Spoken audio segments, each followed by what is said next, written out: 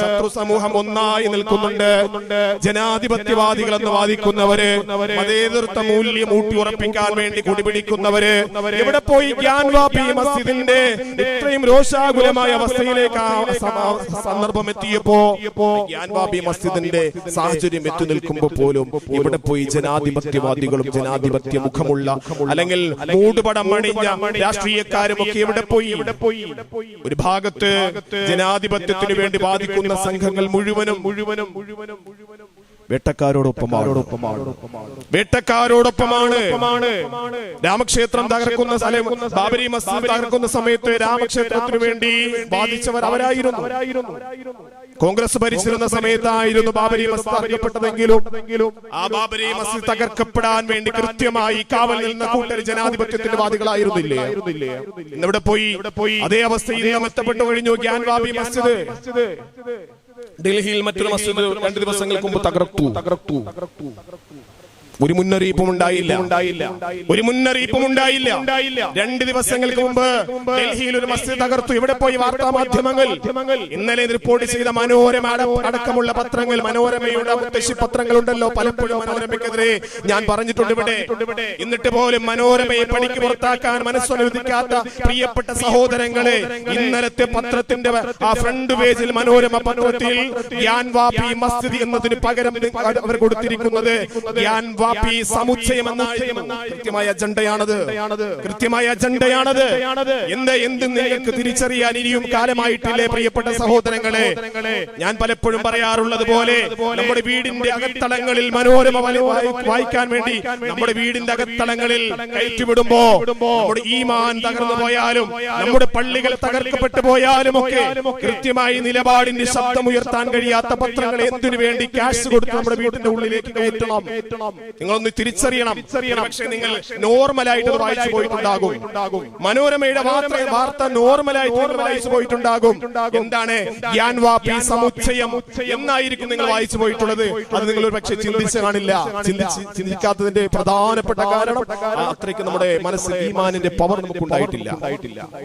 ഒരു മസ്ജിദിനെ വർഷങ്ങൾ കൊണ്ട് അല്ലാഹുവിന് വേണ്ടി ഇബാദത്ത് ചെയ്തുകൊണ്ടിരുന്ന ഒരു പള്ളി നിമിഷങ്ങൾ കൊണ്ട് ഒരു ക്ഷേത്രമാക്കി മാറ്റാൻ, അല്ലെങ്കിൽ ഉലൂഖാന എന്നറിയപ്പെടുന്ന ഹൗദിന്റെ ഭാഗത്തുള്ള ഏതോ ഒരു കുറ്റി കണ്ടിട്ട് അത് ശിവലിംഗമാണ് ധരിച്ചു പോയിട്ട് പോലും ആ ശിവലിംഗത്തിന്റെ പേരിൽ പ്രിയപ്പെട്ട സഹോദരങ്ങളെ, മുസ്ലിം സമുദായത്തിന്റെ പള്ളികളെ തച്ചു തകർക്കാൻ വേണ്ടി കച്ചകെട്ടി ഇറങ്ങിയിരിക്കുന്ന ഭരണകൂട ഭീകരതയും നീതിപീഠം എന്നറിയപ്പെടുന്ന അനീതിയുടെ പീഡകരുമൊക്കെ ഇന്ന് നമ്മുടെ സമൂഹത്തിന്റെ രാജ്യത്തിന്റെ ഏറ്റവും വലിയ ശാപങ്ങളായി മാറിക്കൊണ്ടിരിക്കുന്നു. ഓരോ പള്ളികൾ തകർക്കപ്പെട്ടു. ഞാൻ പറഞ്ഞില്ലേ, ഡൽഹിയിൽ 2 ദിവസങ്ങൾക്ക് മുമ്പ് 800 വർഷം മുമ്പ് അല്ലാഹുവിന് വേണ്ടി സുജൂദ് ചെയ്യാൻ തുടങ്ങി 800 വർഷങ്ങൾക്ക് മുമ്പ് നിർമ്മിച്ച പള്ളിയായിരുന്നു. അവിടെ ദർസുണ്ട്. 22 മുത്തഅല്ലിമീങ്ങൾ അവിടെ മദ്രസ വിദ്യാർത്ഥികൾ അവിടെ പഠിക്കുന്നുണ്ട്. അവിടെ ഉസ്താദുമാരുണ്ട്. മുന്നറിയിപ്പുമില്ലാതെ ഇടിച്ചു നിരത്തിയിട്ടോ മണ്ണ് കൊണ്ടുവന്ന് നിരപ്പാക്കിയ ഭൂമി ഒന്നുമല്ല, അവരും തരിശു ഭൂമിയാക്കി മാറ്റി.